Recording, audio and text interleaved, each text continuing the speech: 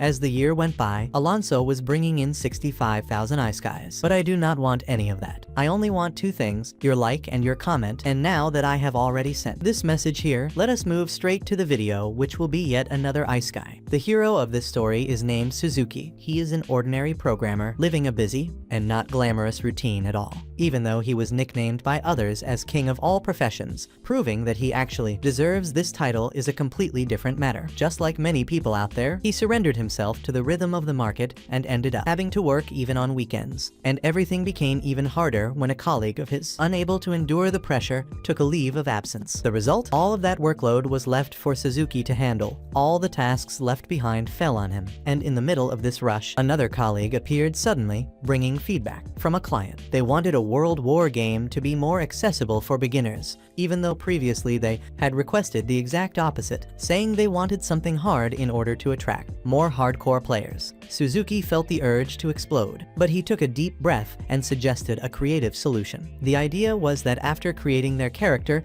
the players would receive an item to scan the map and also 3 bombs to clear everything in their path, and whoever managed to complete the challenge without using those items would still obtain the rare achievement. The proposal ended up pleasing everyone, and their colleague, a little more relaxed, asked Suzuki to implement the changes. But since he was already busy fixing an annoying bug in a mobile game, he asked that colleague to renegotiate the deadline with the client, and at lunchtime, while eating his meal, Suzuki heard the cries of a child. Looking around and seeing nobody else nearby, he decided to go to her and ask what had happened. The little girl was lost, so he decided to accompany her to the police station. But before he could do so, her mother appeared and Suzuki felt extremely relieved. The best part of everything was that she did not suspect anything of him. Then, back at the company, he kept going firmly, solving bugs until nightfall. Meanwhile, another colleague who had already been there for 3 days asked to go home, since if he stayed away any longer, his wife would ask for divorce, while Suzuki, at 29 years of age, had never had a girlfriend. But he pretended that it did not matter and dedicated himself completely to his work, surrendering fully to capitalism. Yet 3 days passed and Suzuki's eyes already looked like those of a panda, so deep and dark they were. When it seemed everything was finally finished, he received a notification from the testing team, and it was another problem. The storage system of the game he was managing had a serious bug, and worse, it was a flaw that allowed duplication of items, something really complicated to fix. While he was trying to solve that bomb, he received an email from the chubby colleague saying that another client now wanted to eliminate the storage limit in the second game. Even frustrated, Suzuki swallowed the irritation and continued with his task, determined to deliver everything. And after enormous effort, he completed the job within the deadline and went to take a nap since he had been over 30 hours straight. As soon as he fell asleep, Suzuki awoke in a completely different place. Clearly, it was no longer Earth, and his phone had no signal, and upon seeing himself in the reflection, he realized he looked like he did back when he was still a student. The scenery around him seemed to be a mixture of 2 games he had worked on in the last days, and the name he was using there was Suzuki, practically the same as the one he used when testing the game. A few minutes later, he heard many footsteps approaching, and using his new abilities, he noticed he had access to 3 activations of meteor rain and map scanning. Curiously, they were exactly the resources he himself had invented to make the life of a new player easier. When he scanned the map, everything turned red, and every dot marked the presence of an enemy, and in total there were 300 adversaries, all of them at level 50, while Suzuki was still at level 1 and had no chance of winning in direct combat. So he decided to hide, but even so the enemies still managed to find him and cause damage, and in that moment he began doubting if all that was really a dream. So to try to escape from that trap, he decided to use meteor rain, but nothing happened. Unfortunately, it seemed that this dream was somewhat bugged, so he tried 2 more times and nothing happened either. But suddenly hundreds of meteors fell with full force, destroying every one of the serpent soldiers in the way, and with that Suzuki began to gain tons of experience by defeating all of them at once. When everything stopped, the field around was completely destroyed, yet 1 soldier had escaped because he was too far away to be hit. For some strange reason, that enemy threw a sword to Suzuki, wanting to fight in a fair way. Suzuki was completely lost since he had absolutely no notion of fencing, but because the enemy was already almost dying due to the meteor rain, he threw sand into his face and then used the enemy's own sword, managing to finish him successfully. After that intense sequence, Suzuki thought that all of it was extremely heavy, even if it were only a dream. so he tried to find a way to get out of that place, but he could not. He learned the ability of self-healing, and the previous wounds disappeared. Besides that, he went from level 1 to level 310 with all of his status points at the maximum, and Suzuki could activate the Meteor Rain skill again with only one click. Yet worried about the excessive and truly overwhelming use of mana, Suzuki began to run another test. The results showed that the impact area and destructive power of that magic were gigantic, even when he cast it from far away. Luckily, as his level increased, Suzuki also improved his physical resistance, which allowed him to come out unharmed from the wave of impact provoked by the explosion. Realizing that he could be seen as a villain if he abused such magic, Suzuki chose to keep it deactivated, reserving it only for a true emergency. After that, he checked the inventory and found a small water bottle. He tried it and found it super refreshing, besides seeming like the quantity of water inside would never end. He had also managed to earn a good amount of money by defeating those lizard-like monsters. And continuing to explore the inventory, he found a cloak and decided to put it on immediately. During the night, Suzuki spent his time perfecting his combat techniques. He did not want to go through another complicated situation like the one he had faced that day,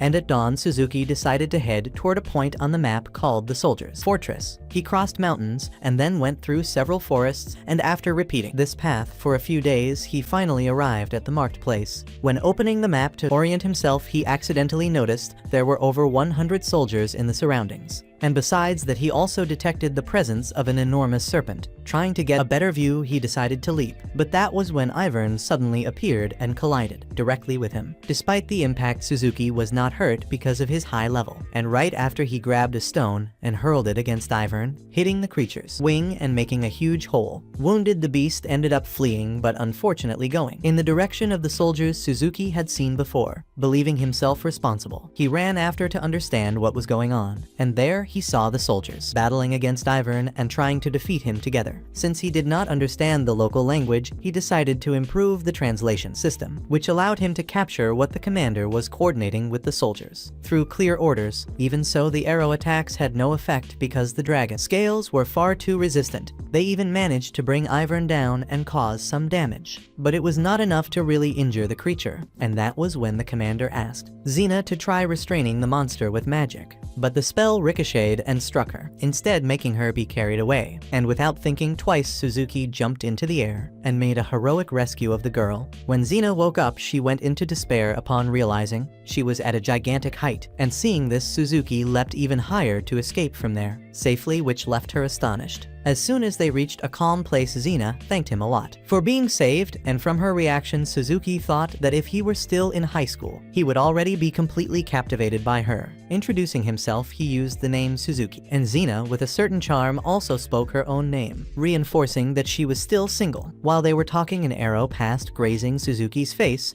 The one who had fired a stone was actually Xena's partner, believing she had been kidnapped. Xena tried to calm the situation, while Suzuki attempted to explain that he was merely a merchant, but the group still remained suspicious since he had very few items with him. So Suzuki invented the story that his carriage had fled after a meteor rain. Yet the girls did not swallow that excuse, because if it were true, he should have gone in the opposite direction. Then Suzuki said that he was visiting the grave of an old friend of his father that was precisely at the soldiers' fortress, and that on the way he had been surprised by the meteor rain and tried to run after the carriage but could not manage. Even with all of this, they were still suspicious and asked for his documents. Suzuki invented that he had left everything in the pocket of the coat that was inside the carriage, thanks to his persuasion and bluffing abilities he possessed. The group decided to drop the matter, allowing him to enter the city in order to issue new documents. Soon after, he saw some soldiers in the distance collecting parts of Ivern, and according to the Xenas, the armors and cloaks made from the creature's skin were extremely resistant and had been sold for a high price. But Ivern's meat was horrible, and only the people from the western lands and the slaves could eat it here. With not much else to do, Suzuki took the chance to analyze the city of Salu, and he ended up discovering that 80% of the population there were civilians, while the other 20% were mostly enslaved. And they were not only humans. Among them, there were also elves and demons living as slaves. After finishing that analysis, the group finally reached the city gates, and Xena asked if Suzuki already had a plan, and he answered that he first wanted to arrange a room. The blonde swordswoman then indicated an inn called Jedi, As soon as they entered the city, Xena needed to pick up a report and said goodbye, but she promised that she would look for him afterward in order to repay him. Later, the one who helped Suzuki to obtain the new documents was Lona. To begin the procedure, the officer asked Suzuki to place his hand on top of a magic stone. He decided to continue using the name that he used for his game characters, and after saying his name, Suzuki, the status panel appeared in front of him. And of course, even being in the new world, he was still the center of attention, the true hidden master, because immediately his data showed that he was only at level 1. The officer was astonished to realize that Suzuki was an adult because he thought he was younger, and that ended up surprising Suzuki as well, since in that world at the age of 15,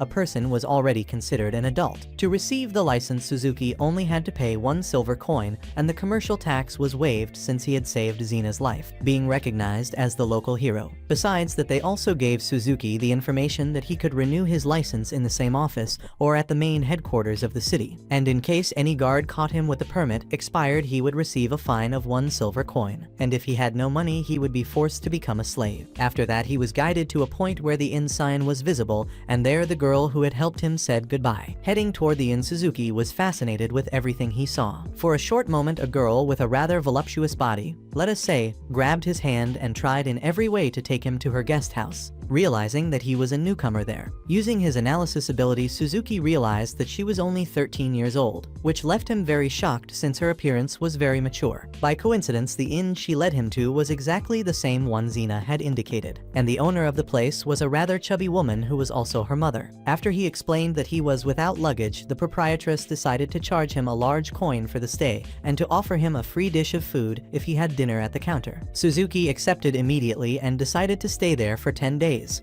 asking what they had to eat since it had been days since he had eaten something decent. As he had already missed the dinner hour, only some old cakes were left, and Suzuki had to accept them. Soon after, the innkeeper asked her daughter Marta to clean the rooms of the cowards from that morning. Finding that nickname strange, Suzuki asked the reason, and according to the woman, when the meteor rain fell, they panicked thinking that the demon lord was beginning a war against the valley dragon. Suzuki was surprised to hear that since he had no idea that a demon lord existed in that world. The woman commented that it had already been 70 years since the hero defeated that lord, and since then there had been no more signs of his return. Even so, she did not seem worried about the demon lord's return, because if that happened, the attack would begin in the Labyrinth City, a place very far from there. There in Salu City, the problem were the wyverns. And while she spoke about that creature, Suzuki took the opportunity to ask about the dragons. She explained that dragons spend most of their time sleeping and are almost never seen, and the last record of one had been 2 years ago. Long before she was born, a huge black dragon attacked the city and caused massive destruction. Suzuki was going to ask if anyone had died in that attack, but before that, other clients arrived, and the conversation became lively right there while he ate his cake. Then Martha appeared and suggested that he try the cake with pickles, saying that it made the flavor better. Since she was unoccupied, Suzuki took the opportunity to ask where he could buy ready-made clothes.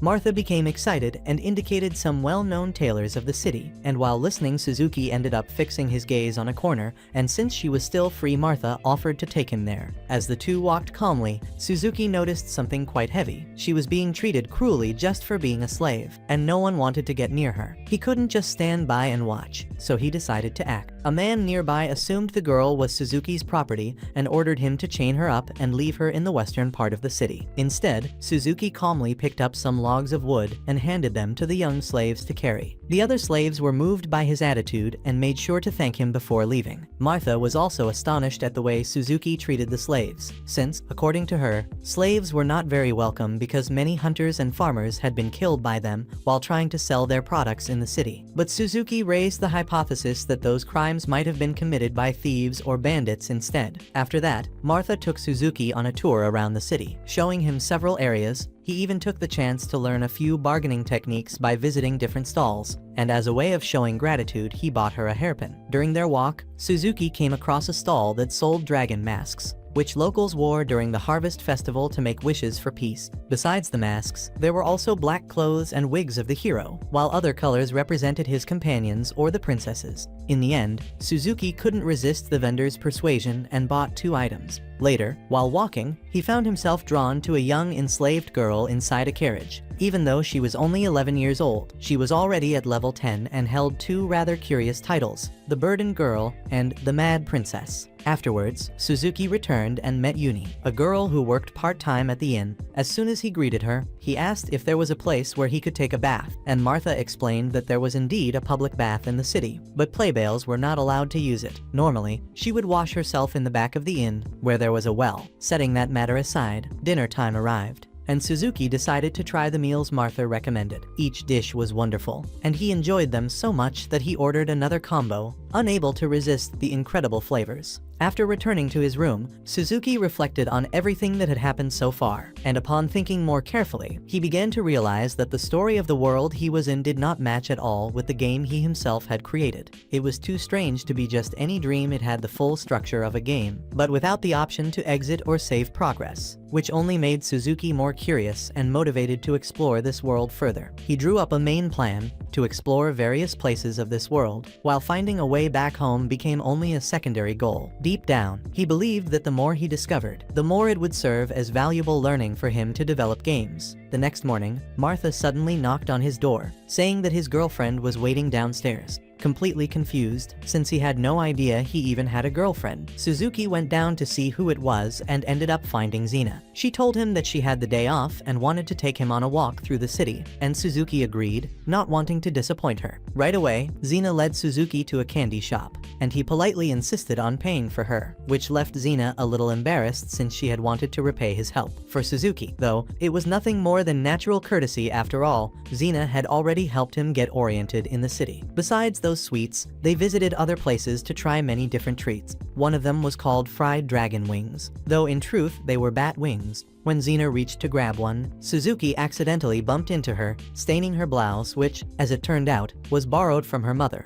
At that moment, a girl appeared and offered to clean the blouse with magic. With no other choice, they agreed and stepped into an alley, where the girl used water magic to remove the stain, not only cleaning Xena's blouse, but also accidentally wetting Suzuki's glasses. Using wind magic, the water dried quickly, and Suzuki turned to her with curiosity. After leaving the alley, he asked Xena how she managed to recite her spells, and when he heard them, he realized how extremely difficult it was to chant such words. In the middle of their conversation, she revealed that she had begun seriously studying magic about 3 years ago, even though her parents had encouraged her since she was very young by making her read books on the subject and study more and more, whether through toys that controlled the flow of magic or songs and poems about it. Xena liked the form she had received and intended one day to be able to fly. As for Suzuki, when he was questioned about why he wanted to learn magic, he said it was because at the inn where he was staying there was no bathroom, so he wanted to avoid bathing outside, and for that he would have to use magic. Xena ended up bursting into laughter at such an unusual explanation. He even received the title of clown, but at the same time he was praised as a true knight for valuing her dream. After walking for a while, they stopped at a stall that sold ointment for external wounds,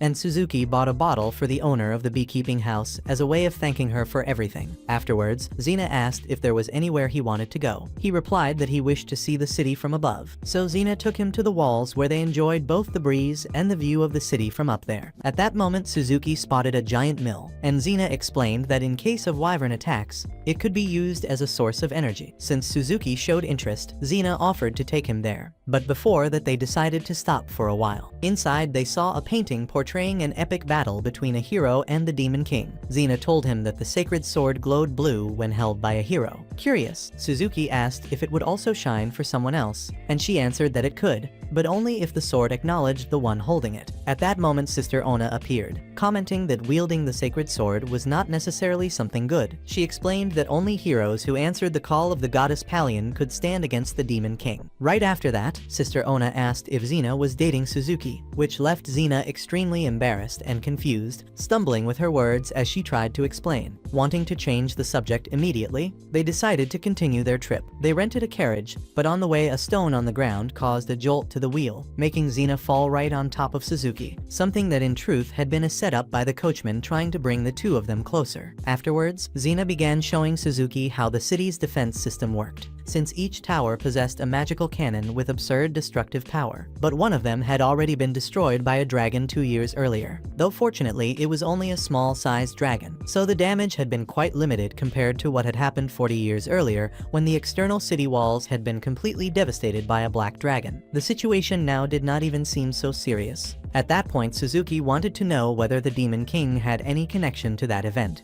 and Xena replied that it depended on the nature of those creatures, and that the most dangerous were the Demon Kings who used their intelligence to command demonic tribes, since demons could only be harmed with magic or enchanted items. Soon after, they noticed a crowd surrounding a priest who was giving an inflamed speech about the servants of the Demon King. The priest claimed that the girls there were descendants of those demonic tribes and urged the people to punish them, promising that such an act would bring spiritual rewards. Witnessing that injustice happening before her very eyes, Xena did not think twice and rushed forward to stop it all. Meanwhile, Suzuki, using his appraisal ability, discovered that those girls were not property of the priest at all, and he also noticed the man observing everything from a distance in a highly suspicious way. On top of that, his accomplice was infiltrated in the crowd, inciting the people even further. While protecting the girls, Suzuki quietly neutralized each thug one by one. During that time, another priest from a different temple appeared, standing at Xena's side, which increased even more the tension between the two groups. While the imposter enjoyed the chaos he himself had triggered, Suzuki suddenly appeared, and before the man could even react, he took a precise kick to the stomach.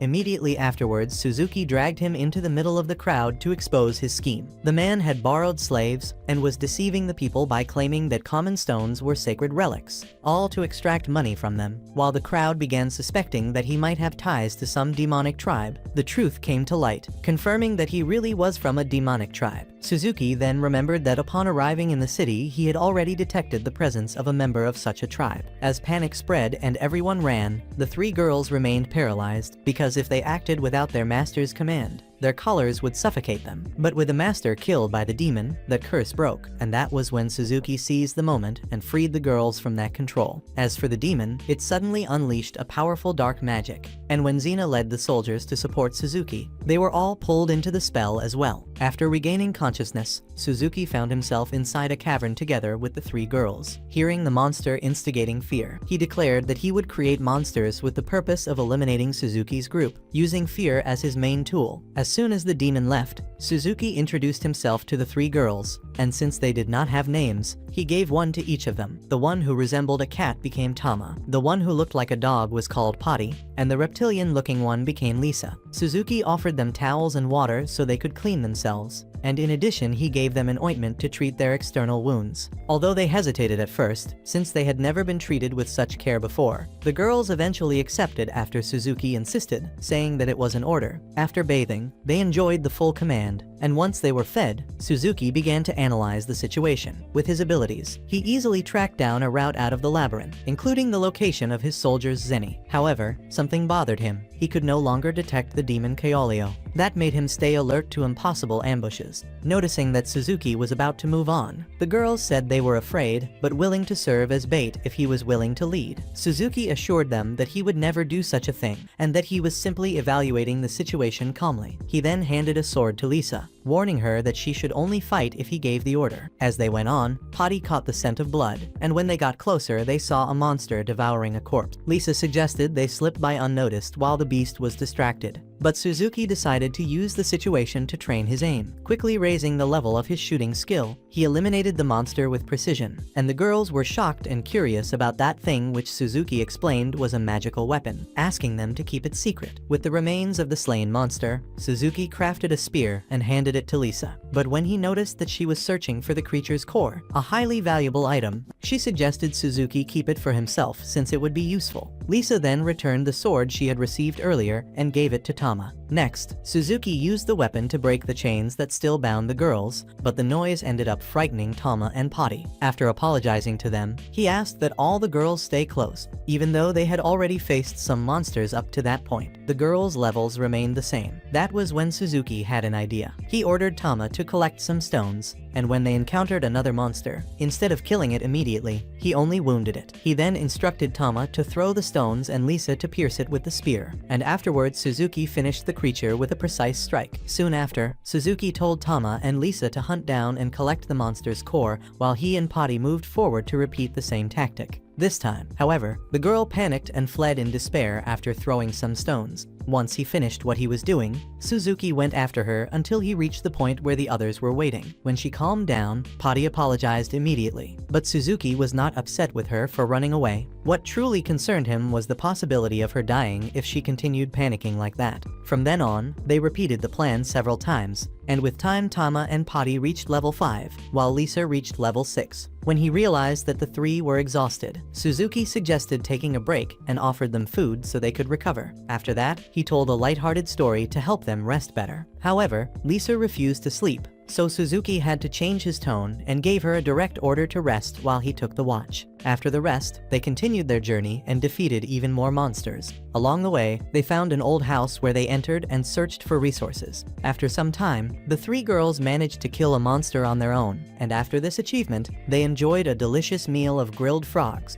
When they finished, they bathed together and then went to sleep to regain their strength. As they resumed their travels, they ran into a level 10 slime. Suzuki tried to destroy it with a fireball, but it did not work very well. At that moment, Lisa suggested attacking the creature's core directly, and Tama, while observing the area, noticed that the wall behind the slime looked suspicious. When Suzuki investigated, he discovered a secret passage hidden there. After checking it, a level 40 wolf suddenly appeared and lunged straight at Suzuki, who was the closest. Thinking quickly, he activated a trap behind the wall, causing the beast to fall. Continuing their journey, they then found 3 spider cocoons with people inside Suzuki, so he asked the girls to help free the prisoners. And the first one was a nobleman who thanked them, promising a reward. The second was a merchant, and the third was precisely the young man who had scolded Pote back there. This youth did not want to be touched by her and asked that she only hand him a knife. Witnessing this scene, Suzuki ordered Pote to step aside and not pay him any attention. The nobleman, annoyed by the youth's screams,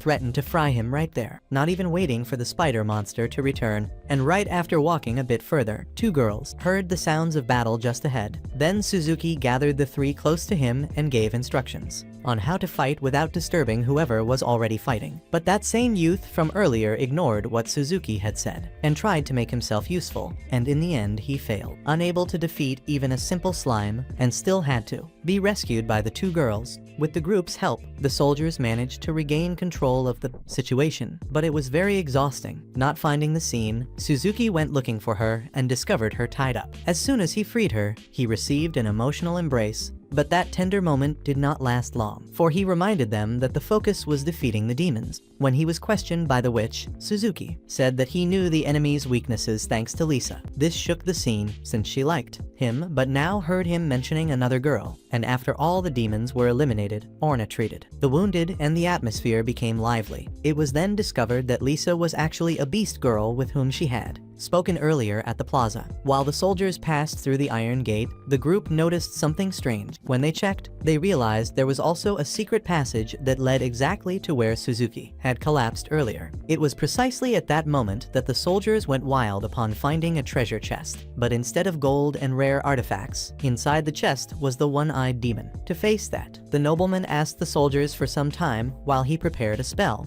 but the demon acted fast, using a stone magic to shatter their defenses, and after that cast another one that caused hallucinations. The soldiers began seeing their own comrades as enemies, and Suzuki had to knock everyone out to prevent chaos. Meanwhile, the nobleman finally released the spell in an attempt to destroy the monster, but it did not work. The creature was highly resistant to magic. Observing the situation, Suzuki realized that he was the only one still able to fight, and it was then that the same wolf from before reappeared, eager for battle. Seeing the opportunity, Suzuki let the wolf push him inside that isolated space. There he drew a sacred sword from his inventory and finished the wolf with ease. But since the sword had not yet acknowledged him, he ended up injuring himself when using it. For that reason, he had to put the weapon away and wait until he was accepted by it. Meanwhile, Xenia and the soldiers were still struggling greatly against the demon. In that situation, Suzuki appeared with a completely different appearance thanks to a wig and a mask he had bought at the market. The 3 girls had already regained consciousness, and even without seeing Suzuki, they were able to identify his scent. So as not to be noticed, he swiftly eliminated the enemy, but realizing his disadvantage, the demon formed a magical summoning circle. Suzuki tried to stop it in time, but the demon had already foreseen such an attempt and restrained him, gaining enough time to call its master. According to it, this master was an extension of the Demon King, and shortly afterward this far more powerful demon chose to merge with the one-eyed demon through absorption. And after that, the demon's power grew even greater. With no alternative, Suzuki once again wielded the sacred sword. And when the enemy saw the blade, it mistook Suzuki for a true hero and began to reinforce its body, rapidly, making itself as resistant as possible. That quickly became a problem for Suzuki, since he was unable to handle the sword properly. He even considered unleashing a meteor shower skill, but realized the place was far too small for that. Even so, he was not alone, and the group did all they could to support him. Although their attacks were not very impactful, their magic still had some effect. Seeing this, Suzuki remembered something Xenia had once said,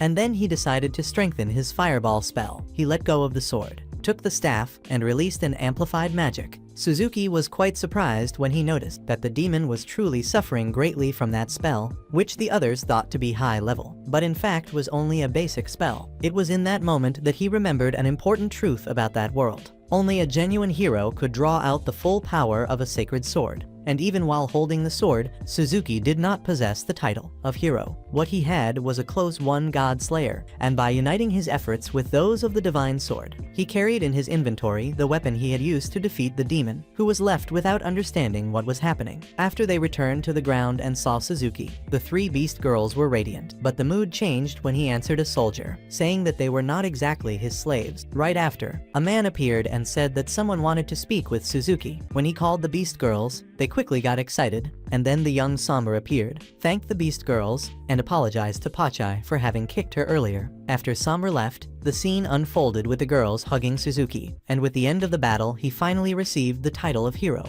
With the help of Lord Nidoran, the three beast girls officially became Suzuki's instead of being freed. Besides handling the documentation, Lord Nidoran also wanted to present some more product. That was when, inside a simple shelter, a fragile girl named Lulu appeared to welcome them. Soon after came Arisa, the same girl Suzuki had met on the street. What caught Suzuki's attention the most was the natural way Arisa said his name. Suspecting something, he whispered the same phrase to both of them, but only Arisa reacted. In Japanese, he commented that there were spiders in their hair. But even so, Suzuki could not bring himself to leave them behind and decided to take them along. From Arisa's personality, it was clear that she was very extroverted, the total opposite of Lulu, who was much more timid and fragile. Curious about the beast girls, Arisa went to talk with Pachai and Tama, quickly getting attached to them and even praising how adorable they were. Seeing this, Lisa also approached to greet the new members, and Suzuki felt satisfied to see that no one there held prejudice against slaves. Soon after entering the city, Lulu's stomach growled with hunger. Noticing this, Suzuki subtly suggested that everyone go eat something. This lit up Pachai and Tama's eyes. While Arisa was enchanted by Suzuki's kindness, slaves normally only had black bread or, if they were lucky, a bit of hot soup.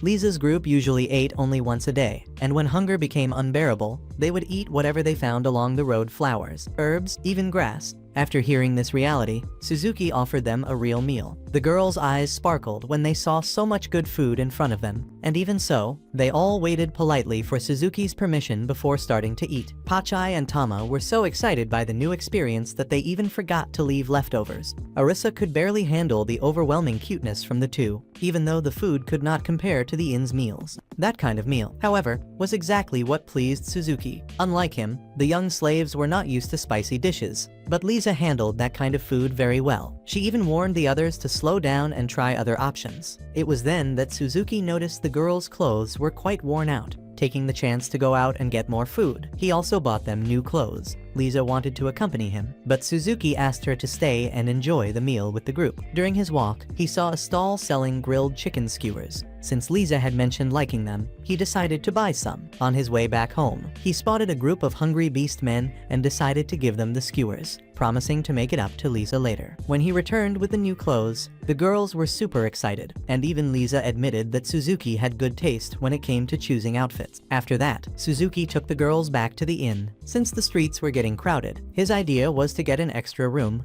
but the innkeeper told him all the rooms were already occupied. What made Suzuki most uncomfortable, however, was the cold way the slaves were treated, receiving judgmental looks from all around. Because of this, he decided to set up camp with them, while the two boys stayed in his room. At that moment, Arisa took the initiative, and asking her master to remain calm, she discreetly activated her magic to make people around them more receptive. Their attitudes changed almost immediately, and even the innkeeper remembered that the stable could still be used. Suzuki used his magic to prepare improvised beds for the 3 slaves and instructed them to scream if anyone tried to break in. He assured them he would rush to help immediately if that happened. When he returned to his room, Lulu tried to help him change, but Suzuki refused, saying it wasn't necessary. The situation grew even more embarrassing when he realized Lulu and Arisa had already removed all their clothes. When he ordered them to get dressed, Arisa was surprised while Lulu began to cry, thinking she hadn't been useful to her master. Seeing this, Suzuki covered Lulu with his coat, and he asked her to keep doing that kind of thing mostly during the night while they were deeply asleep. Suzuki eventually acquired spiritual magic and resistance against it, and when he slowly opened his eyes, he saw Arisa sitting on top of him. Not only was she completely naked, but she also tried to force a kiss on him. If it had not been for his newly acquired resistance, he might have given in and committed a serious mistake. Arisa's reaction upon realizing that he had managed to resist her skills was one of astonishment. To prevent her from causing even more confusion, Suzuki decided to forbid her from using that magic. And at that moment, he understood that it had been Arisa who used the spell on the people at the inn. Besides prohibiting her from using it, he demanded that she deactivate the enchantment cast on the others. But even so, she pretended that she knew nothing. Faced with that, Suzuki took the opportunity to refine his interrogation techniques, making her reveal everything. That was how he discovered that Arisa had already fallen in love with him since their very first meeting. His straight black hair and his innocent demeanor had made her see him as the ideal husband. And now that he was her master, she did not realize that the situation was the opposite, and thus used magic to try to win him over. In reality, Arisa's initial plan was only to sneak into his bed to watch him sleeping. But carried away by her impulses, she ended up going much further. The situation got a little out of control. And after that, Arisa also revealed that she was Japanese just like Suzuki. She had reincarnated in this world, while keeping her memories from her previous life, and upon seeing his black hair, she deduced that he too was someone who had come from Japan. Arisa said that he was the second Japanese person she had met in that world. The first one was not Lulu, but rather one of her distant ancestors. She even added that, if Lulu had been born in Japan, she could have become an idol because of her beauty, since in that world people did not consider her attractive. Returning to the previous conversation, Arisa wanted to know whether Suzuki was a reincarnated person or someone who had been summoned. She explained that reincarnated individuals are those who died in another world and were reborn here, while the summoned ones are forcibly brought with magic. However, neither of those categories fit Suzuki. He had not seen any god, had no contact with any magical summoning circle, and his numerical value was only a basic one without any kind of bonus. But on reflection, he thought that his meteor shower skill was far too disproportionate. Changing the subject, Suzuki then asked why Arisa had ended up as a slave, but the author chose to hide that part of the story for the moment, leaving the revelation for later. The next morning, Martha brought Xena to Suzuki's room to call for him, and both were shocked to see Lulu muttering perverted things in her sleep. To make matters worse, they found Suzuki sleeping beside a girl who was completely naked. At that very moment, Xena shouted, calling him a pervert, and ran off in embarrassment. Arisa warned Suzuki that it would be better for him to go after her, so he hastily changed clothes, jumped out of the window, and ran to chase after Xena. When he caught up with her, he held her hand and explained everything, saying it was not at all what it seemed. He declared that he would never purchase slaves with ulterior motives, and that Arisa had slipped into his bed after he had already been asleep. Afterward, Suzuki complimented Xena's appearance with affectionate words, and he mentioned a stylish clothing shop he wanted to take her to. Arisa recognized that he managed to resolve the situation in less than 5 minutes, which was truly impressive. As a response, Suzuki gave her a light tap on the forehead, since she was the one who had caused all this confusion. And right after that, he asked her to gather the group. He then began recalling everything that had happened the night before. According to Arisa, she had once been a princess,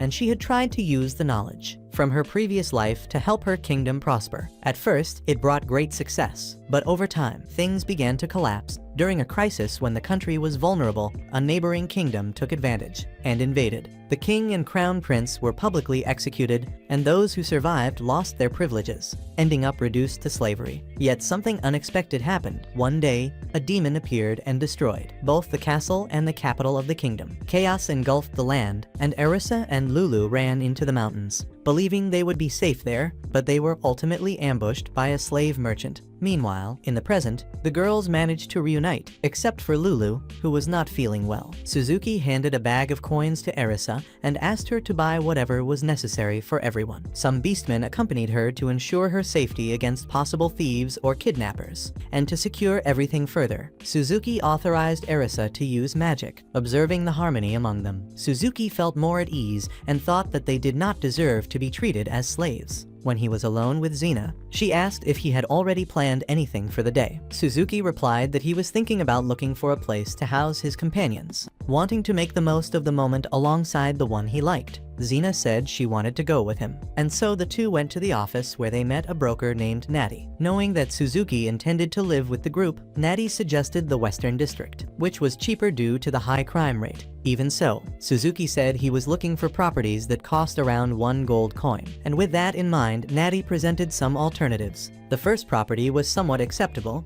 but the former resident had already been murdered by criminals. The second was right next to a brothel, while the third had a bandit's hideout beneath it. Since none of them appealed to Suzuki, Natty said she would return to the office to check if there was any alternative that might fit. While waiting, Suzuki asked Xena if she wanted to go somewhere. Hearing this, Natty suggested the two visit the recently opened flea market. She even whispered to Xena, saying it was the kind of place couples went together. But on the way there, they ended up running into some of the girls from the group, who had already finished shopping and were carrying things back to the lodging. The girls looked very pretty in their new clothes, and Eris had even changed her hair color, avoiding purple because she believed that shade would fade too quickly. Later, Suzuki had to take everyone to the flea market, and he apologized to Xena for having made decisions without asking her opinion first. But she said it was fine, and wanting to please her, Suzuki bought a pair of earrings as a gift. At that moment, Eris butted in, saying she wanted something too. It was then that Suzuki promised each one of them would be allowed to pick a gift of their own. Afterwards, the group went to an outdoor stage to watch a theater play. The genre was romance, which didn't really interest the younger ones,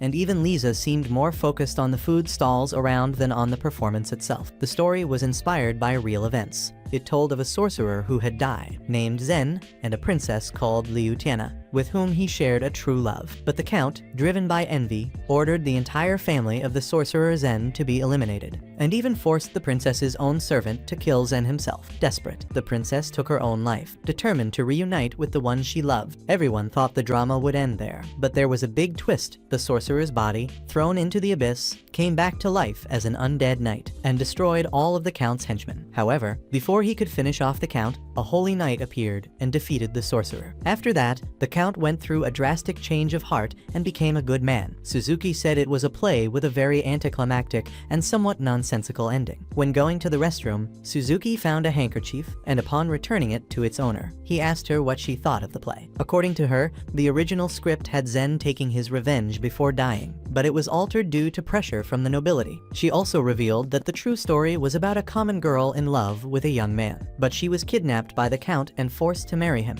After saying goodbye to the woman, Suzuki returned to the group and noticed that only Xena and Eris had really watched the play attentively. Even though they had different views on the plot, neither of them sympathized with the princess's actions. Eris believed the princess should have taken up a sword and gone after the count in revenge, while Xena disagreed, saying it was the princess's own fault for breaking off the engagement arranged by their families. Wanting to prove her point, Eris asked Xena what she would do if she had to choose between someone picked by her family or someone she truly loved. Xena was left speechless, clearly torn between duty and heart. Seeing her discomfort, Suzuki stepped in and asked Eris to apologize. To change the mood, he then suggested that the servants buy some skewers of food, saying he would cover the cost himself. Later, while walking through the city, they ran into the group led by Nana, who had just fought against giant ant pincers. They were badly wounded and exhausted, and according to them, they had seen a group of rat knights crossing the border earlier. They believed that had attracted the ants that attacked them. Xena quickly treated the injured, but soon everyone heard a scream. It came from Tama's group. They were trying to capture a giant ant.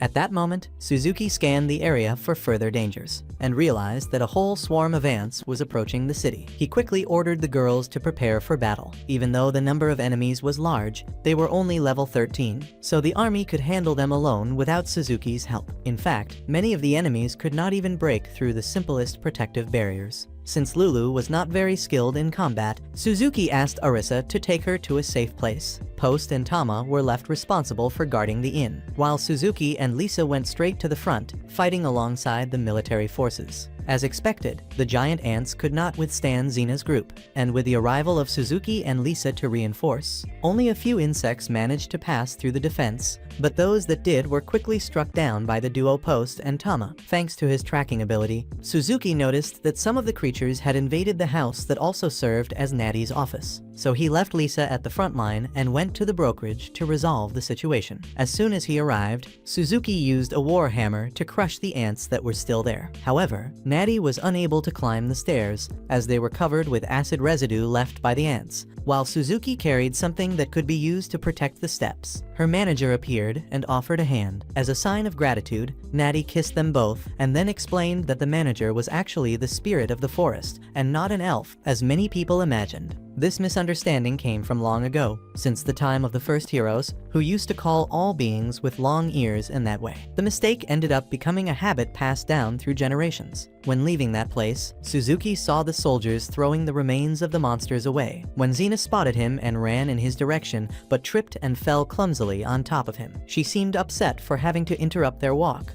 and although she wanted to continue, they could not because of other obligations. Meanwhile, Suzuki noticed that Lisa was being pressured by a soldier who was trying to force her to sell the body of a monster. Suzuki quickly realized the man was trying to take advantage of loopholes in the rules for his own benefit. Without wasting time, Suzuki pulled out his license and demanded that the man fill out a trading receipt. The man tried to argue that it was nothing serious, so no receipt was needed. But Suzuki, being an experienced merchant, always did everything properly, even when dealing with divine entities. He insisted on keeping everything correct, and because of this attention to detail, Suzuki noticed that the recorded amount was wrong and demanded the adjustment to the correct value. The extra money was welcome, since when night came, they were able to prepare a great dinner, and even more food came thanks to the innkeeper, who wanted to thank Post and Tama for protecting the place during the invasion. During the feast, when Suzuki noticed Lulu still was not feeling well, he went out to buy her some medicine. On the way, he met two acquaintances he had once saved in the labyrinth. When he saw they were truly willing to repay him, Suzuki could not bring himself to refuse, and they ended up going to a tavern where several girls were serving the tables around. Later, when leaving the tavern, Suzuki saw an owl feather and immediately heard the sound of a fight coming from an alley. Without thinking twice, he rushed there and came face to face with several mysterious figures, immediately drawing his weapon to confront the enemies. Suzuki then realized that the one being pursued was the rat knight previously mentioned by Arisa's group. Even though he was gravely wounded, the knight asked Suzuki to prioritize the princess. Suzuki then brought them both to Natty's house, but upon arriving, he saw that both the manager and she were sleeping. He had no choice but to break the door, and with the noise, the two came down and saw Suzuki, who immediately apologized for entering in such a manner. He explained that he had only done it because he wanted to show someone known by the manager, but the manager denied knowing the knight. Suzuki then clarified that it was not the rat knight he wanted them to meet, but rather a small fairy named Mia, whom the manager did in fact know. He confirmed that her name was indeed Mia. The girl ended up waking due to the commotion, but upon seeing Suzuki, she praised his beauty before going back to sleep. At that moment, the condition of the old rat knight worsened, and Natty hurried to fetch a priest. Suzuki wanted to go with her, since he did not think it safe for her to leave alone at that hour. The next day, when Arisa discovered that he had gone to the Blue Tower, she was furious, complaining that even though he had a young and beautiful girl at home, he was not taking advantage of it. And worse, his body carried a strong smell of animal fur. Suzuki explained that on the previous night he had gone out to look for medicine for Lulu, and on the way he ended up saving the beastman who was dying. When she heard this, Arisa became extremely jealous, wanting to know if it was a man or a woman. Even after Suzuki said it was a man, she still suggested that maybe he preferred to fight with swords and that he never touched her. But then Lulu woke up because of the argument, and Suzuki took the chance to tell her to focus on her health, handing her the bag with the medicine. After getting ready, he went to meet Natty, who told him that the rat was no longer in danger of dying, and Mia was also no longer injured, only extremely tired. According to the manager, Mia had been showing signs of mana exhaustion for a long time, and when Suzuki used his analysis ability, he confirmed that she had neither disease nor curse. So, even if slowly, her mana was restoring. Natty commented that a mana potion could accelerate the recovery, but it was very expensive. The other option would be to take Mia to those places with high mana concentration, such as springs or ley lines. The problem was that the only two places like that were inside the Count's castle, or in the Dragon's Valley. Since the second location had already been taken, Suzuki was unsure if it was still worth going there. But even before deciding, a noise coming from upstairs caught his attention. Knowing that Mia had already woken up, he asked Natty to go up and see how she was. As soon as Mia saw Suzuki, she commented that he was a spirit user. Up until then, he had never seen a spirit in his life, and according to Natty, only those with spiritual vision could perceive such beings. After explaining this, she asked Suzuki to stay there with Mia while she went down to prepare the food. With the two alone in the room, he asked the girl what exactly those spirits were. Mia's answer surprised him. She said they were soft and shining things. Not knowing what to do, Suzuki tried to change the subject, asking her to say good morning in the Elven language. Because of this, later on he ended up learning the language and discovered that the spirits' lives spread across the ley lines, which serve as their source of energy. After spending a considerable amount of time away from the group, Suzuki decided to ask for permission to return, but noticing that Mia did not want him to leave, he promised that he would come back soon. When he returned to the lodging, Suzuki saw Arisa teaching reading to the beast children. He took the opportunity to see what they had learned. That was when he discovered that the cards with animal pictures they were using summarized everything into a single word. They only knew how to say meat. The children answered joyfully every time, so Arisa did not have the courage to correct them. Worried about their learning, Suzuki decided he would fix that later by talking directly to them. Shortly after, Martha suddenly appeared and told them to stop playing and go back to work, but was surprised to hear she had already finished everything. This was only possible because Tama and Post had helped the girl and managed to speed things up. At lunchtime, Suzuki told Mia about the rat knight, and when they learned it was a princess, the girls became very excited to meet her. Lulu also decided to go, since her health had improved considerably. As soon as they saw Mia, they were enchanted both by her presence and by the color of her hair, which made Suzuki more at ease about leaving her with the other children. However, it seemed that Mia could only communicate because of Suzuki's presence. Later, when he went down the stairs, Natty suddenly asked if he was really a merchant, since she thought it strange that he had no carriage like the others. In response, Suzuki invented that his horse had run after a shooting star. After that, Natty said she wanted to introduce him to someone who sold carriages, since a friend of the manager was about to retire and very much wanted to sell his, together with 2 horses. Suzuki liked the idea a lot, but explained that he had no license to drive. It was then that Lulu mentioned she already had experience with horse-drawn carriages and offered to teach him. As soon as he heard this, Suzuki immediately asked Natty to introduce him to the owner of the carriage without even asking how much it cost. By coincidence, a carriage passed by the window at that very moment, and Suzuki used his appraisal ability to reduce the value. With that, he managed to suggest a fair price and even included a delivery in the deal. On the following day, Suzuki and the group went out for a camping trip outside the city walls. Thanks to Arisa's excellent organization, they set everything up very quickly. She even improvised old utensils like a kettle, and the group led by Tama became excited when they saw the water boiling. Suzuki explained that the sound meant the water was already hot, but Arisa thought that the explanation was too complicated for the children. So he summarized everything by saying that when water boils, it releases a white steam that lifts the kettle's lid, and it sounds similar to when someone blows strongly after eating. After they ate, while Suzuki was watching the children playing, he noticed 3 white dots approaching. They were the beast children he had helped before, and as a form of gratitude they brought several fruits. Even though he wanted to accept, he thought they needed those more than he did, so he took a large amount of meat and offered it to them, saying that his group would not be able to eat everything, and he wanted them to take it. On the next day, Natty brought the message to Suzuki. Arisa suggested that he could use it to take Mia back home. He agreed immediately, but said he first needed to speak with the manager. While waiting, Suzuki asked Lulu to teach him how to drive the carriage. During their conversation, he noticed she was very relaxed, especially when talking about Arisa, her sister, which made the atmosphere very light. That was when Suzuki realized that Arisa still had not told her sister that she possessed memories from a previous life. With Lulu's help, he managed to unlock the ability to use carriages. and with only a few turns he already evolved that ability to its maximum level. After traveling for quite some time, Lulu eventually became tired. Without warning, Suzuki noticed something strange approaching ahead. As soon as he returned to the inn, Suzuki saw that the children were also there. Because of a mana potion that the manager had brought, Mia could finally leave the house. And to celebrate the princess's improvement, Arisa suggested organizing a celebration. Of course, Suzuki accepted right away, since he did not want to disappoint the children. He asked Lisa and Lulu to go look for supplies for the party, but ended up once again seeing that black owl cat staring at him. When entering Natty's house, she told him that Mr. Rat had awakened, and upon reuniting with his savior, Mr. Rat expressed his gratitude and revealed his name was Missy. He shared everything that had happened with Mia, and according to him,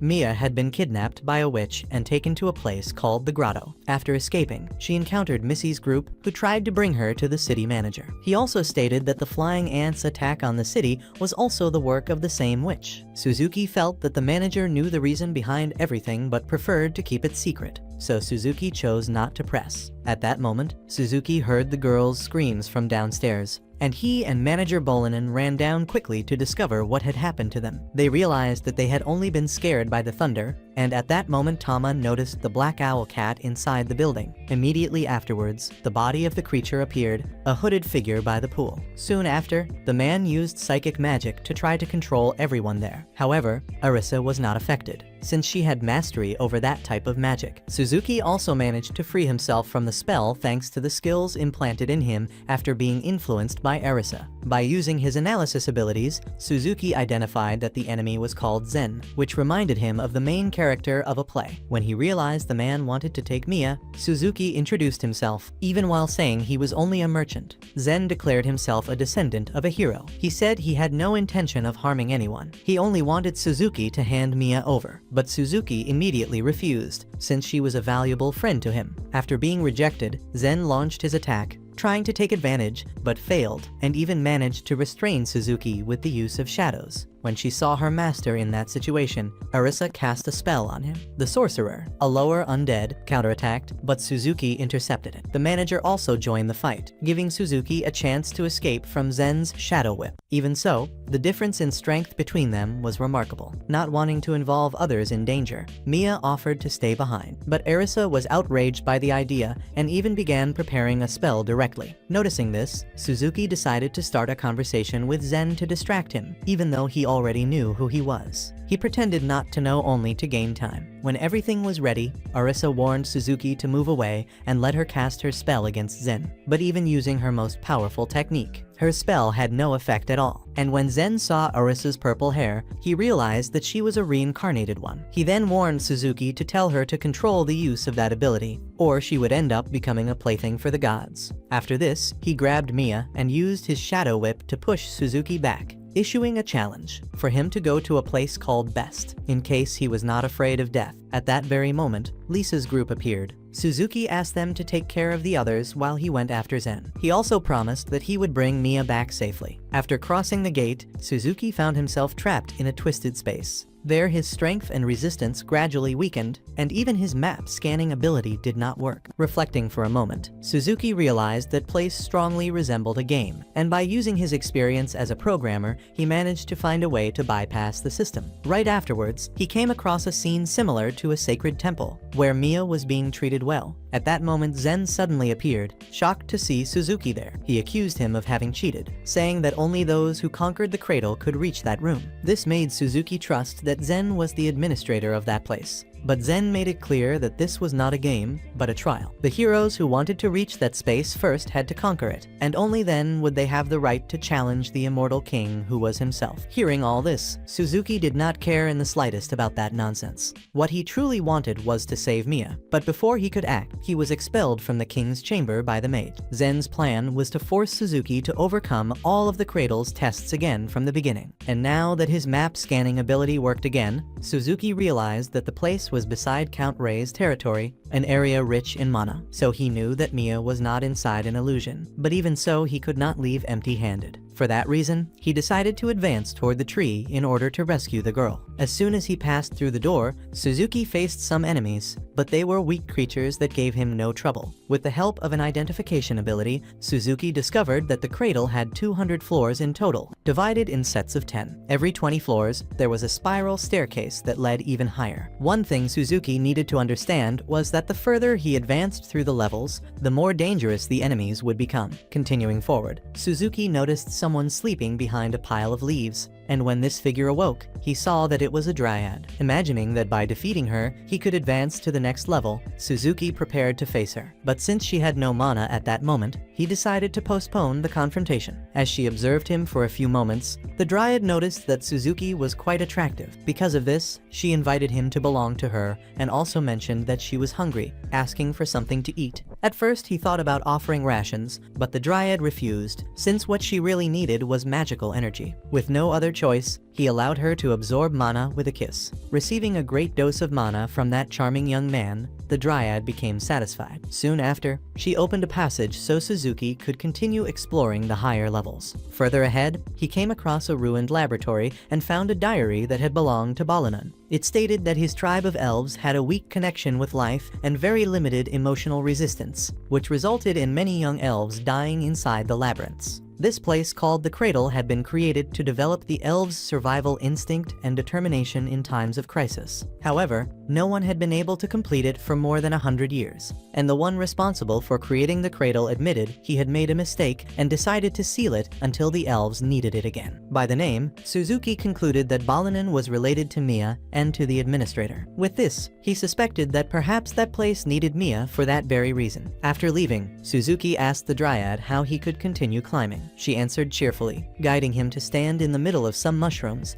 but that he had to specify which floor he wanted to reach. When the young man explained that he wanted to reach the main chamber of the cradle, the dryad told him that it would be impossible, since she could only take him up to the 100th floor. That floor was guarded by incredibly powerful defense knights, and she warned him to redouble his caution. When he arrived at the 100th floor, Suzuki came across 3 girls who looked very much alike. Beside them stood an imposing golem. Since he was not properly prepared, the girls asked him to stop attacking and to go look for adequate equipment before being received by them. According to the rules they explained, Suzuki could proceed if he defeated the group of guardians of that chamber, and in addition he would earn a reward if he won. Right after explaining this, the central girl gave the command for the level 30 iron golem to attack. At that moment, he noticed a word, Emet, marked on the golem's forehead. Suzuki aimed at the letter and eliminated the enemy. Since Met meant death, the girls, who had been previously programmed, reacted with surprise, but in a very robotic way. Realizing they had no chance, they decided to retreat. Number 7 among them chose to buy time so the other 2 could escape. After a group offensive, numbers 5 and 6 withdrew, leaving number 7 alone. Even so, Suzuki defeated her with a single punch. Showing consideration, he arranged a place for number 7 to rest, and then he began exploring that floor's area. There he found several valuable weapons and potions,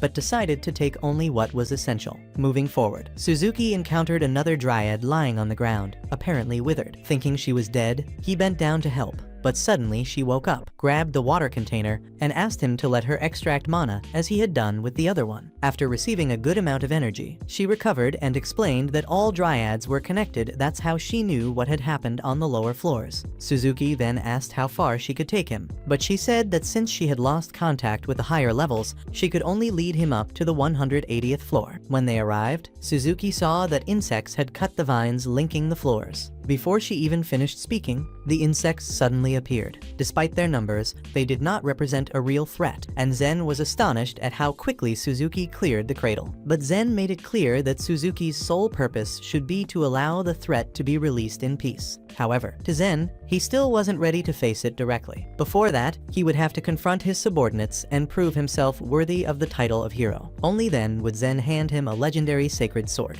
Zen also commented that if Suzuki entrusted the kingdom to any monarch, he would receive unparalleled glory. After saying this, he summoned everyone to fight against him. Seeing that there were new members among them, except for one he had already defeated before Suzuki was surprised. Zen had not only strengthened his army, but had also improved Suzuki himself. Before Suzuki could ask why, Zen ascended a little higher to watch the battle from afar. As soon as Zen left, his subordinates charged at Suzuki. To defeat the golems, Suzuki grabbed a spear and immediately learned to evolve it to the maximum in order to pierce through his enemies. As for the robotic girls, Suzuki used his martial arts skills to defeat them. But no matter how many times he knocked them down, they always got back up, which left him confused. He then asked why they sacrificed themselves for someone who saw them only as tools. In response, they all said unanimously that this was their will. Even exhausted, they kept fighting with everything they had against Suzuki, until finally they ran out of strength. Before fainting, the last robot begged him to help her master fulfill his wish. The way Suzuki acted impressed Zen, who honored his earlier promise and handed over the sacred sword as a reward. Suzuki then wanted to know what the witch's true wish was.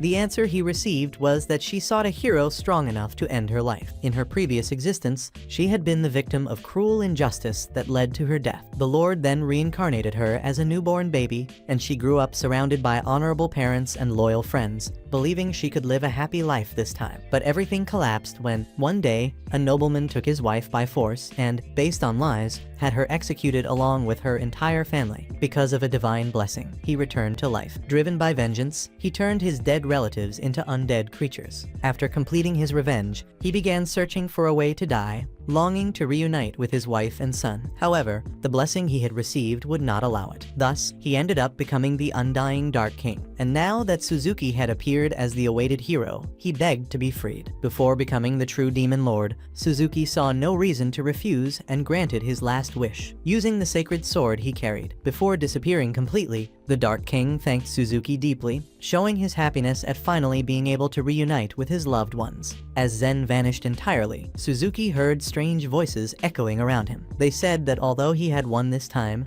next time things would be different. As soon as the voices faded, the system informed him that the cradle had begun self-destruction. Without wasting time, Suzuki rushed to where Mia was, trying to wake her up. He asked Mia if she knew of a way to stop the collapse of the place. Since Mia had no idea how to halt the process, Suzuki had to handle everything himself. He eventually realized that Zen had never intended to harm Mia. In fact, he had left behind an escape route planned for her. So, he gathered the nearby robot guardians and instructed Mia to flee, telling her he still had to rescue someone else. With Mia out of danger, Suzuki leapt directly to the 180th floor and used an opening created during a battle to descend to the 100th. There, he found number 7 and quickly carried her to the Dryad, asking for the tree's help. The Dryad demanded both seeds and energy. The seeds were easily obtained thanks to the fruits given by the Beastman children, but as for energy, she warned that the amount required would be 3 times greater than before. Since Suzuki had already fully recovered his mana, he accepted immediately. The Dryad began absorbing his energy and connected with the tree outside the cradle, allowing Suzuki's group to escape successfully. She also warned him to hurry, as the cradle was collapsing and transforming into a salt sea. Even so, Suzuki insisted that she also escape, but she refused, explaining that as long as the forest existed, she too would remain alive. Afterward, Suzuki mastered every ability that could help him run and move quickly across the landscape. Still, it wasn't enough to escape in time. While running, he saw a lake and remembered the kettle's logic. He cast fireballs into the water, making it splash and form walls, which slowed the spread of the salt sea. That gave him enough time to escape the danger zone and reach safety. When the sun rose, Yuya and Suzuki's slaves were relieved to see him alive. Even Lisa, normally so strong, wept with emotion. Looking at Arisa, Suzuki recalled Zen's warning that if he used the power granted by the Lord, he would face the same tragic fate. Not long after, Balanan and Mia came to meet Suzuki. Mia was overjoyed that he had kept his promise to return safely, and to show her gratitude, the elven princess kissed him. Later,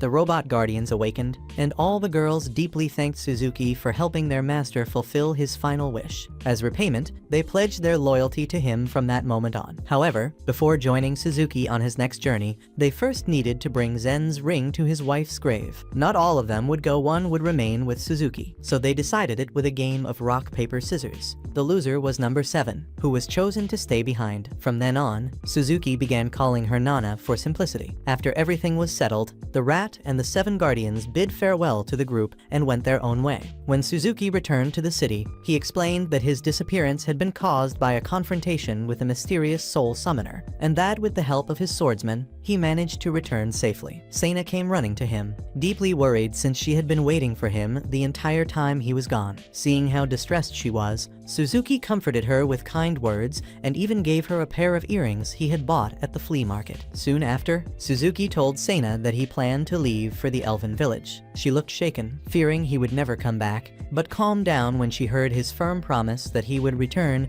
with just a snap of his fingers. The very next morning, Suzuki's group set out toward the elven village. Before leaving the city behind, they made sure to thank the people who had supported them all this time. Shortly after crossing the gates, Suzuki saw Sana riding toward him on horseback. They spoke privately in the forest. Sana explained that she couldn't accompany him yet, but once spring came, her younger brother would come of age and assume the role of family head. From then on, she would be free, and she hoped Suzuki would let her travel with him. Seeing Suzuki's downcast expression after their farewell, Arisa tried to cheer him up, reminding him that he still had her and the spirits around him. Her words brought some relief to his heart, making him realize the importance of cherishing what he already had by his side. After a long time walking, the group decided to stop for lunch. The meals prepared by Lulu, Lisa, and Nana were excellent, drawing praise from Suzuki. During the meal, however, he noticed Mia making demands about her food, which earned her a mild scolding. However, as Lisa explained, elves did not consume meat. After everyone had eaten very well, Lisa prepared some small dishes to take on the journey, and Arisa quickly offered to store everything inside the item box. She mentioned that using this kind of storage consumed a great amount of mana, since every time an object was placed inside or removed, it drained energy. This was very different from Suzuki's ability, which allowed him to do the same thing without spending anything at all. Even so, he still did not fully understand the true nature of his storage ability, but since he had already grown accustomed to the world he was living in, he said he could explore that in more detail later on. Once everyone had rested sufficiently, Suzuki decided it was time to resume the walk. But before that, he gave instructions so that everyone would organize their belongings. Seeing Mia recovering well after having been kidnapped by Zen brought him great happiness at that moment. Then Arisa approached to ask him to repair the straw mattress, since sitting on it was uncomfortable because of the pieces of straw sticking out. Suzuki agreed and asked them to bring all the mattresses so he could fix them properly. He even used a kind of material made from red earth, similar to goatskin, to create new covers, which ended up leaving Arisa quite surprised. She even joked, saying that he only wanted to guarantee comfort for her hips for possible intimate moments in the future. The girls were impressed with Suzuki's sewing skills, although it did not help much since he had forgotten to tie the knot at the end of the thread. Even after fixing everything, he decided to create a plush blanket shaped like a bat. Nana found the creation so adorable that she asked if she could keep it, but so as not to be unfair, Suzuki made one for each member of the group, and the journey continued. Later, the group made another stop to rest, since everyone was exhausted. When Lisa said it was time to move on, Suzuki preferred to stay a little longer to entertain Pachai and Tama. He gave up exploring some interesting stones nearby, while Arisa decided to accompany the two girls on their small adventure. Meanwhile, from a tree, Nana observed carefully as Mia played a flute made of leaves. The melody was so touching that Suzuki went over to praise her. Seeing her master's interest, Nana asked Mia to teach her, but Suzuki had to remind her that Mia did not enjoy being called princess. Soon afterward, Lisa and Lulu also joined the group, and all of them demonstrated some talent except for Suzuki, who seemed to have no ability at all. Even trying to improve his skill there, his performance on the flute was so poor that Arisa could not even believe what she was hearing. Ignoring this, she suggested going to a certain place. To Suzuki's surprise, what appeared before them were Torii gates. For some reason, he immediately felt that he knew that place. Suddenly, a memory overwhelmed his mind. A girl from that memory told him that they would always be together, regardless of time or world, and that he would always be her Cairo. Suzuki also remembered that the Temple of Remembrance was located behind his grandfather's house, but he did not know whether the girl in the memory was the same one he had once met. She had said that the difference in life expectancy between gods and humans required divine intervention so that the two of them could remain together. Suzuki was then awakened from his trance when Arisa called out to him. He checked his status but saw no sign of a mental attack. After that, he recalled having created a game based on that same temple, but he could not remember ever having such a conversation in real life. This made him think that perhaps it had been something that came from a game, or something similar. Looking more carefully, Suzuki remembered that the portal was in fact a travel portal, but one that was completely broken and without use. When he returned, Pachai came running in full excitement, eager to show him the items she had found. Meanwhile, Lulu, wanting to learn how to cut meat, followed Lisa to receive instructions. Seeing Pachai all dirty in the mud, Suzuki asked Mia if she knew any magic similar to washing with light of life. Mia answered that she did not know any such spell. At that moment, Tama noticed the fire arrow wolf that Pachai had captured, which, incidentally, was very cute. Arisa immediately became excited and wanted to hold the little creature in her arms. But since it was a magical being, Suzuki warned her to be careful. However, because Arisa did not hold it firmly, the creature escaped quickly, leaving Tama quite upset. Arisa apologized, and Tama said it was all right, although she was still a little sad. Wanting to comfort her, Suzuki said that the most important thing was that she was safe and that there would be other chances in the future. Just then, Pachai's stomach began to growl from the effort of the hunt. When they heard this, Arisa pulled food from the item box to feed everyone. Even though it was cold, the children ate with delight, and after the snack, the group resumed their path. During a pause, Suzuki decided to take a look at his inventory. He ended up finding a grimoire of illusions that had been automatically added after his last achievement. With the book in hand, Suzuki noticed that the way magic functioned in that world reminded him strongly of programming languages.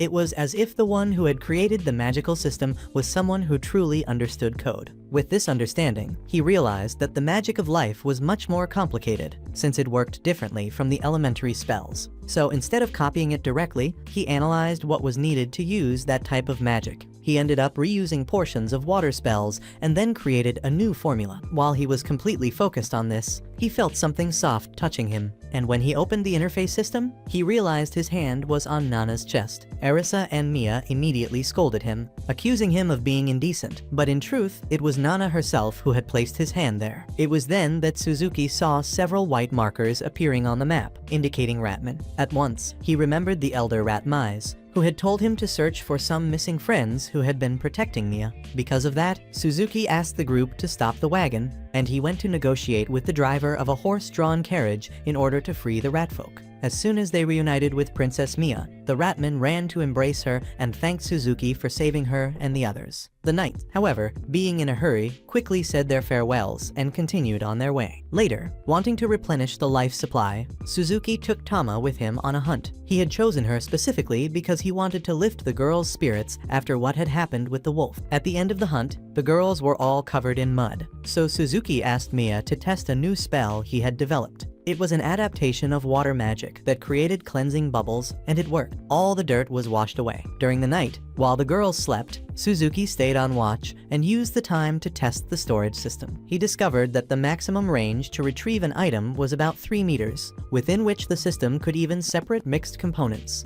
It only failed with dissolved liquids, such as salt water. He also tried to use storage to open insect bodies, hoping to save Lisa the work during dissection tasks. Even with several attempts, he could not succeed. Still, he realized that the system was superior to Arisa's item box. To prove it, he ran an experiment. He placed 2 burning papers, one inside storage and the other in the item box. When removed from the item box, the paper had been extinguished, but the one in storage was still burning. The next morning, Suzuki prepared a hearty breakfast for his companions, everything cooked the night before and kept warm in his inventory. After that, the group resumed the journey, and a few hours later they encountered the elder Rat Mize together with the others. Together, they built a tomb for the warriors who had given their lives to protect Mia. Deeply moved, Mia went to the tomb and sang a prayer to honor the souls of those brave warriors. As a token of gratitude, the elder Rat Mize presented Suzuki with the Bell of Silence, recognizing that he had earned the trust of Princess Mia. After a long journey, Suzuki made a stop in a city and decided to relax with some drinks. Besides giving a generous tip to the waitress, he even paid the bill for everyone at the table in order to put an end to arguments and make everyone enjoy the moment. When he was about to leave, the waitress called him upstairs. It turned out the place also functioned as an inn, and she wished to offer him a special service. The next day, Mia and Arisa accused Suzuki of being unfaithful, and since he could not explain the situation clearly, he ended up being surprised by a scene where a man was threatening a couple. Suzuki found the man's expression suspicious, and Lisa explained that the fellow had forced the couple to sell the core of a monster. Suzuki approached the couple and gave them a healing potion, helping the husband recover from a broken leg. Arisa then asked whether that was a good idea, since they might need the potion later. Thinking of that, Suzuki used the rest time to learn learn alchemy. With the formula in hand, he quickly learned how to make a potion. However, if not stored in its proper vial, the potion would deteriorate. When he examined the content, he noticed that at the bottom of the flask, there was a special magical ring. Since ingredients were running out, he decided to visit a nearby city the following day. But that night, Suzuki spent hours creating a magical item, and since Arisa grew curious, he let her test it. At first, she became very excited, but she soon realized that the object only made mana circulate endlessly without any purpose, which left her quite frustrated. When it was Suzuki's turn to try, the magical item ended up absorbing far too much mana and exploded, startling the girls who were still awake. They immediately thought they were under attack, while Suzuki himself ended up gaining new titles such as Personification of Destruction. The next day, they made a stop in a city called Loki. There, Suzuki and Lisa looked for someone who could point them toward an alchemy shop. As soon as they arrived, a man appeared at the entrance and confronted Suzuki, saying they were blocking the passage. He even seemed ready to attack, but when he got a proper look at Suzuki's face, he quickly changed his mind, summoned his henchmen, and left. After entering the place and meeting the shop owner, Suzuki asked about what was for sale, since he wanted ingredients for potion crafting. Because of the shortage of monsters, the price per vial had been fixed at 1 silver coin. Coincidentally, Suzuki had several monster cores stored away. However, selling such items without official authorization was illegal, so he decided to put that matter aside for now. Suzuki then asked about items such as stabilizers and magic scrolls. Although there were plenty available, he could only acquire them by exchanging at least one level 3 monster core. In the end, he still wanted to buy some potion vials,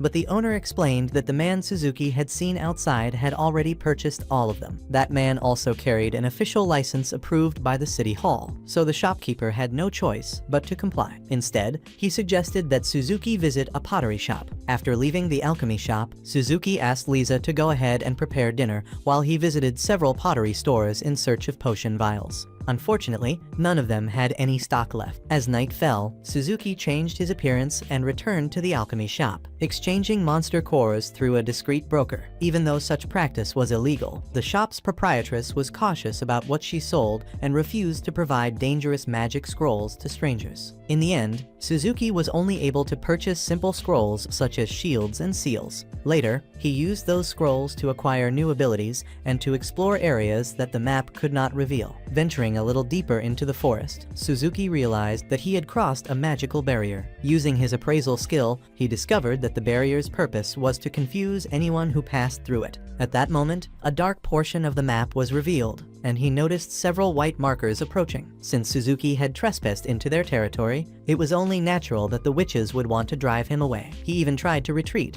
but it was already too late. The forest's defense squad had arrived. The leader of this group was a very young girl. Suzuki tried to explain that he had entered unintentionally, but when she realized that her spells had no effect on him, the girl summoned her master. Immediately after, a giant bird landed, and from its back descended an elderly woman. She knelt and introduced herself as the guardian witch of the forest's mana spring. She took the opportunity to apologize for her disciple's rude behavior. During their conversation, Suzuki discovered that she had mistaken him for an emissary of Bonin because of a bell he carried. Suzuki explained that he was simply accompanying an elf from the same clan. At that moment, Inanamana, the witch's apprentice, appeared and also bowed deeply to apologize. Suzuki responded by telling her she could raise her head, since he also shared part of the blame for the misunderstanding. Shortly after, the witch and her disciple began preparing healing potions as part of the alliance they maintain. It was then that Suzuki learned, through the witch, that they had an arrangement with Count Kohanoa. In exchange for protection against hunters and criminals,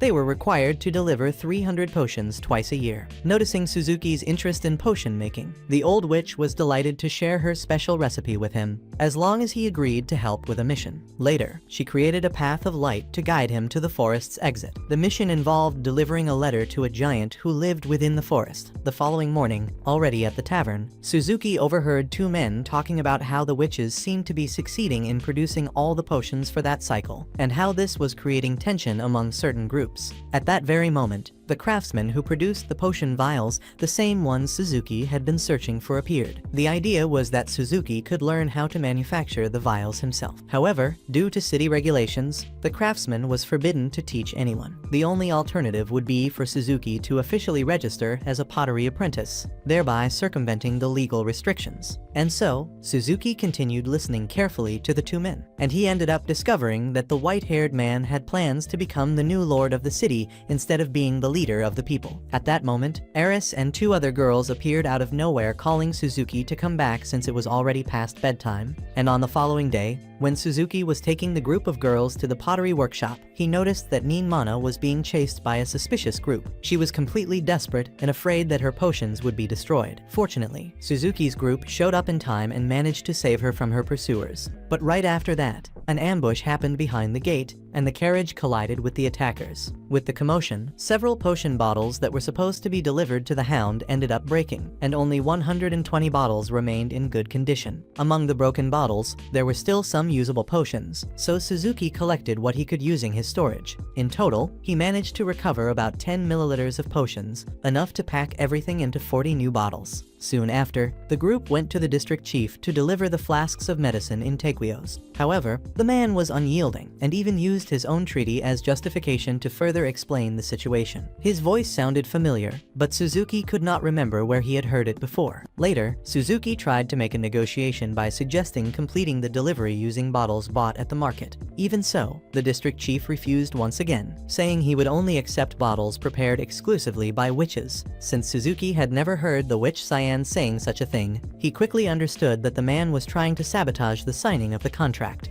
Then he realized that it was the same man he had been talking with the day before. The man's true plan was to completely clear the illusory forest in order to raise a new city in its place. Faced with that, Suzuki questioned him, saying that such terms were not part of the agreement, and asked who had inserted those extra clauses in the contract. Nervous, the man asked how Suzuki knew so much about the details of the document. And sweating cold, he ended up admitting Suzuki's involvement with the Witch of the Forest and eventually agreed to accept bottles with the same quality as replacements. Of course, Suzuki was clever enough to ask for a written confirmation document to avoid further conflicts. Even though they managed to reach an agreement, time was short, and only 3 hours remained until the deadline. This made Ani lament, saying that it would be impossible to produce everything in time. That was when Lisa's group appeared, bringing a quantity of medicinal ingredients. Still, Ani circumflex Mana stated that it would not help much, because besides producing the medicine, they also did not have enough bottles to store everything. At that moment, Suzuki understood why they had bought so many bottles, and why those two men had been so calm before when they mentioned they needed 180 in gross profits. The owner of the pottery workshop was shocked, but Suzuki did not want to involve him in problems. He only needed one favor, that he lend them the furnace.